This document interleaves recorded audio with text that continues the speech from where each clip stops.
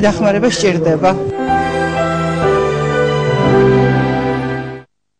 1863 წლის 3 იანვარი აზნაურ სვიმონ თაყაიშვილის ოჯახში ყველაზე სასიხარულო აღმოჩნდა.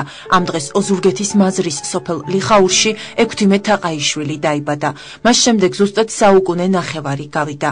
ისტორიკოსი, არქეოლოგი, საზოგადო მოღვაწე, აკადემიკოსი, სახელმწიფო უნივერსიტეტის ერთ-ერთი დამფუძნებელი. წმინდა ექვთიმე ღვთისკაცის მოღვაწეობასა და ცხოვრებაზე ბევრი რამ თქმულა, თუმცა სათქმელი მაინც ბევრი დარჩა. დაიბადა, იცხოვრა და გარდაიცვალა საქართველოსთვის.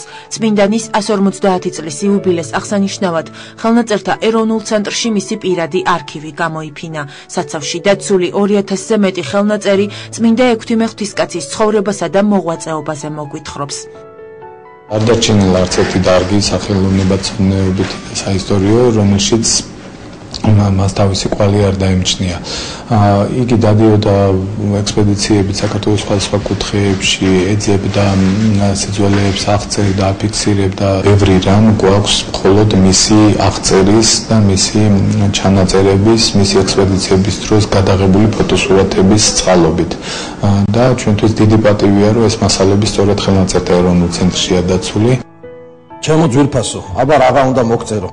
ნინო აღარ ამყავს. ეს საკმარისია ჩემი სულისკვეთება, ჩემი სიობლე, ჩემი მარტოობა და უმწევნო მდგომარეობა უსიტყვოდაც კარგად გაიგო. რამდენჯერმე დავაპირე მოწერა, მაგრამ ვერ შევსწელი. ეს წერილი ექვთიმე თაყაიშვილმა მეუღლის გარდაცვალების შემდეგ თავის მეგობარს იროდიონ სონღულაშვილს გაუგზავნა.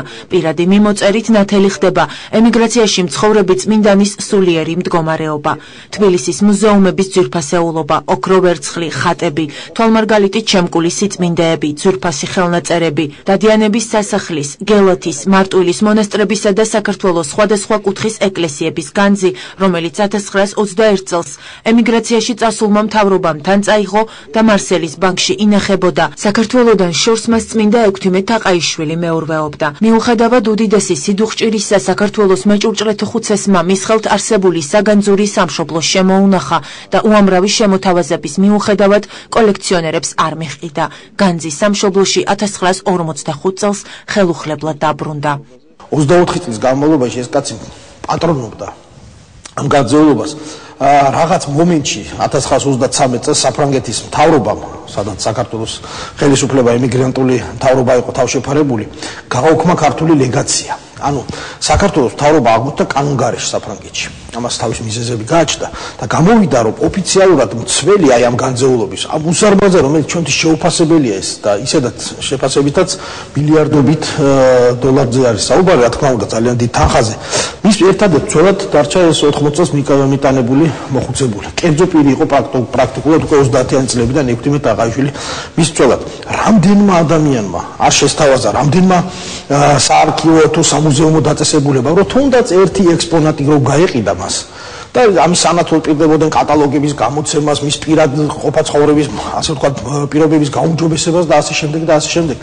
ის ცოცხლის ბოლომდე რამდენიც ჰქონდა მას დარჩენილი ძალიან